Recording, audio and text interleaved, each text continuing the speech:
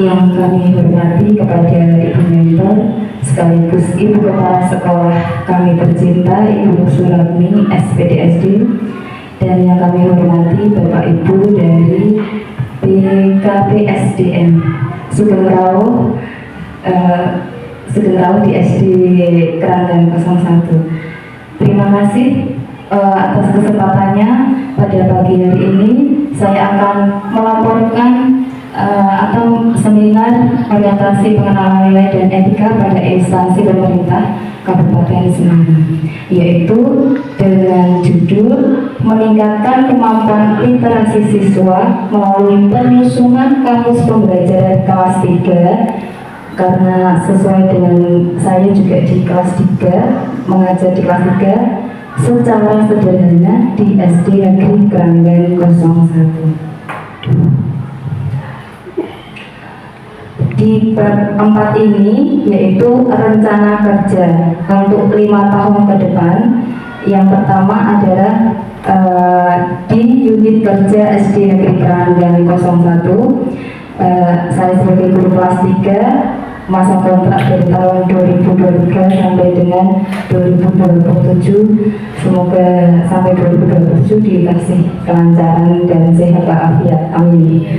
Kemudian tujuan instansi atau unit kerja mandiri di SD Keranggan, yang pertama adalah meningkatkan perilaku budi pekerti luhur, yang kedua meningkatkan impact dan impact, yang ketiga yaitu meningkatkan keterampilan siswa dengan bakat serta minat, kemudian yang keempat meningkatkan kepribadian seutuhnya, yang kelima mempersiapkan siswa untuk melanjutkan ke jenjang yang lebih tinggi atau wajib 9 tahun, dan yang terakhir tujuan instansi SD Negeri Keranggan yaitu meningkatkan profesionalisme personal. Selanjutnya proyek tahun pertama yaitu kegiatan yang akan saya lakukan yaitu mengidentifikasi kemampuan literasi peserta didik khususnya di kelas 3. Kemudian tahapan kegiatan yang pertama yaitu saya akan melakukan penggalian minat dan bakat peserta didik. Yang kedua, mengelompokkan sesuai minat baca. Jadi beberapa anak-anak itu ada yang suka membaca misalkan materi matematika, PPKN, ada yang suka dengan SPDB misalkan. Jadi akan saya kelompokkan terlebih dahulu sesuai dengan minat baca. Kemudian berkomunikasi dan berkonsultasi dengan mentor secara beserta guru kelas lainnya. Dan yang terakhir yaitu memilih jenis model literasi yang sesuai. Apakah nanti anak-anak suka dengan model membaca atau dengan melihat gambar, atau bahkan nanti kita hadirkan media atau video pembelajaran. Kemudian output atau hasil kegiatan pembelajaran yang menyenangkan. Ini harapannya pembelajaran yang akan saya bawakan itu bisa menyenangkan kepada anak-anak. Yang pertama, outputnya yaitu terjadinya kesepakatan antara peserta didik dan guru kelas. Kemudian yang kedua, mengetahui cara peningkatan literasi yang diminati peserta didik. Yang ketiga, terlaksananya kegiatan ampersepsi atau penghayatan tentang segala sesuatu yang menjadi dasar untuk menerima ide-ide baru. Jadi anak-anak nanti diajak untuk mencari ide-ide baru dari literasi tersebut. Kemudian peserta didik termotivasi dan bersemangat dalam membaca. Kemudian di tahun kedua, saya akan melakukan kegiatan melaksanakan pembelajaran literasi yang menyenangkan, yaitu melalui media gambar atau video, atau nanti yang dipilih anak-anak setelah kesepakatan di kelas itu terbentuk. Tahapan kegiatannya yaitu peserta didik membaca buku mata pelajaran, ini contoh salah satunya, yaitu dari melihat gambar atau menyimak video. Kemudian memberi reward bagi peserta didik yang telah melakukan kegiatan dengan baik dan benar. Kemudian output atau hasil kegiatannya yaitu terjadinya kesepakatan antara peserta didik. Lagi-lagi kita tetap harus berkomunikasi dengan peserta didik ya. Jadi tidak saya memaksa. Kemudian kesepakatan dengan guru kelas dan mentor. Yang kedua yaitu terciptanya media pembelajaran dan media literasi yang sesuai. Kemudian untuk tahun ketiga, saya akan melakukan kegiatan yaitu membuat atau melihat media pembelajaran juga yang menyenangkan melalui media gambar dan video untuk literasi kembali dan mencatat kata-kata yang sulit dipahami. Jadi setelah anak-anak bertanya kepada Ibu Yuli, tadi Ibu Yuli menyampaikan kalau Bu Yuli akan menyusun kamus sederhana gitu nih. Kemudian pertanyaannya, bagaimana proses penyusunan atau pembuatan kamus sederhana tersebut? Bagaimana proses penyusunan kamus sederhana? Selanjutnya Ibu ya. Tadi berkaitan dengan judul dari Bu Yuli meningkatkan kemampuan literasi siswa melalui penyusunan kamus pembelajaran untuk kelas 3. Berarti ini kamus sederhana ya. Nah, itu apakah ada contoh kamus yang nanti akan disusun dengan anak-anak itu seperti apa contohnya? Ya, saya ulangi G, untuk pertanyaan yang pertama dari Bu Irma, bagaimana proses penyusunan kamus sederhana? Mohon Ibu. Untuk yang kedua dari Ibu Nia, apakah ada contoh kamusnya? Seperti itu G. Monggo Ibu Yuli bisa dijawab. Terima kasih atas pertanyaannya. Yang pertama itu dari Bu Irma, bagaimana tahapan atau cara menyusun kamus sederhana. Untuk yang pertama, tadi saya pertama itu mengidentifikasikan masalah, ya. Yang kedua yaitu mencari atau memilih media literasi yang sesuai terhadap anak-anak. Misalkan tadi bisa lewat buku pelajaran atau buku cerita atau media gambar dan video pembelajaran. Kemudian di proses tersebut pasti anak salah satu atau mereka punya kosakata yang tidak dimengerti. Nah itu kita atau saya, jadi anak-anak menyiapkan buku, tulis mana kata yang sekiranya sulit dipahami gitu. Jadi langkah pertama mereka saya disuruh nulis dulu sendiri di masing-masing. Kemudian langkah selanjutnya yaitu membentuk tim penyusun pembuatan kamus sederhana.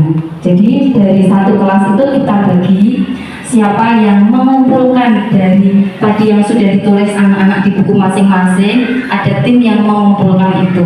Kemudian nanti ada itu ya proses penyusunan yaitu diurutkan abjadnya, ada tim yang mengurutkan abjad terlebih dahulu, mungkin dari kayak kamus itu toh yang A terus kemudian B sampai seterusnya. Kemudian penyeleksian data, sebenarnya yang ditulis anak-anak itu ada nggak sih di buku pelajaran? Coba tunjukkan yang mana di pelajaran yang mana yang sulit itu penyeleksian data. Kemudian klasifikasi data itu maksudnya spesifikasinya ini pas di mata pelajaran apa, kata-kata itu pas di mata pelajaran apa yang sulit. Jadi kita lebih tahu ke personal anak-anak, oh berarti sulit dipahaminya di situ.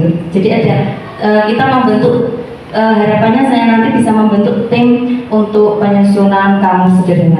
Kemudian yang terakhir yaitu memberi definisi. Kadang definisi yang ada di buku pun itu juga sulit dipahami anak-anak. Jadi bagaimana kita nanti berdiskusi untuk mencari definisi atau pengertian yang sekiranya anak-anak mudah dipahami. Itu untuk proses penyusunan kamus sederhana. Kemudian untuk yang pertanyaan kedua dari Bu Nia, adakah contoh kamus sederhana? Ini saya membuat sementara. Jadi harapannya besok anak-anak itu ada kamus sederhana yang buatannya sendiri, kamus lengkap, kamus sederhana disusun oleh peserta didik kelas 3 di SD Negeri Keranggan 01 Ambarawa tahun 2023-2024. Nah, di dalamnya nanti saya berharap juga ada kata pengantar, kemudian tim editor, kemudian ada daftar isi dan apa misalkan anak-anak itu yang saya pernah temui itu Pancasila itu apa? Panca itu dari kata apa? Sila itu apa? Kalau anak-anak kan setahunya Pancasila itu ada 5 sila, tapi dasar kata panca dan silanya itu kan mereka tidak tahu. Nah, hal-hal yang menurut dasar mereka juga tidak tahu, nah itulah yang perlu kita pahamkan kepada anak-anak. Nah, itu maksud dari tujuan kenapa saya harus membuat kamus sederhana, di samping literasi juga. Tadi yang belum tidak Bu Yuli, terima kasih tadi sudah memaparkan tentang program kerja pendidikan, yaitu tentang penyusunan kamus sederhana. Kalau boleh saya usul nanti difokuskan kamus bahasa Indonesia begitu ya. Kita tidak ragu, ini kamus kan ada kamus bahasa Indonesia, ada kamus bahasa Inggris, ada kamus bahasa Jawa. Oke. Itu bagus sekali memang untuk perbendaharaan kosakata anak-anak itu. Kadang-kadang anak itu bingung gitu, dari satu kata ini kata Pancasila, Pancasila. Jadi contohnya, oh Panca itu ternyata 5 itu dari bahasa Sanskerta, mungkin dari yang bahasa kita sehari-hari pun ada anak yang belum tahu. Itu bagus sekali untuk menambah perbendaharaan kosakata dari anak-anak, khususnya di kelas rendah, di kelas 3 nih, karena Bu Yuli mengajar di kelas 3. Kemudian juga akan menunjang literasi. Literasi kedepannya sangat menguntungkan, sangat bagus lagi bagi anak kelas 5 yang kalau masih terus programnya GBG, yaitu ANBK, itu kan semuanya ke sana tentang kepala membaca. Itu. Nah, tadi Bu Yuli di dalam penyusunan kamus sederhana tadi kan membuat tim. Kita bayangannya nek kelas 3 itu jadikan tim, apakah sudah bisa? Ya, tadi juga mungkin bikin siapa anak jadi editor, jadi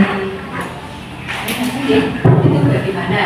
Nah, itu tambahan saja dari saya, itu penjenengan bisa melibatkan wali murid.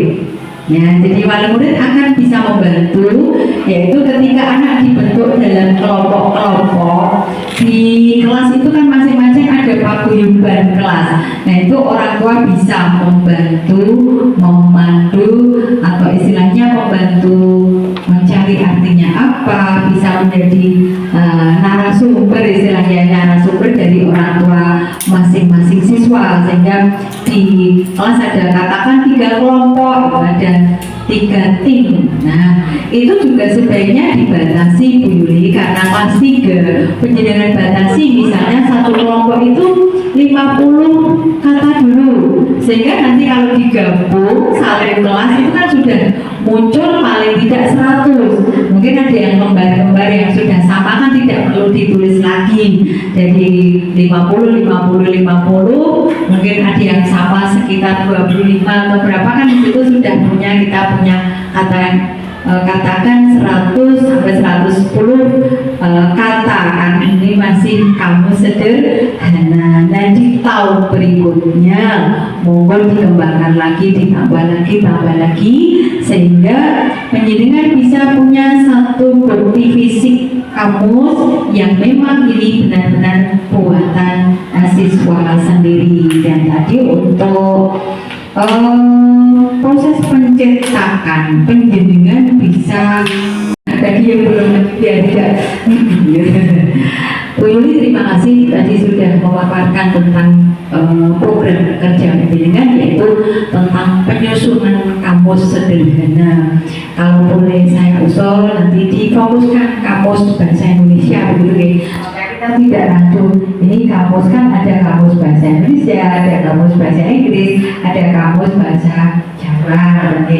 Itu bagus sekali memang untuk perbendaharaan kosakata anak-anak itu.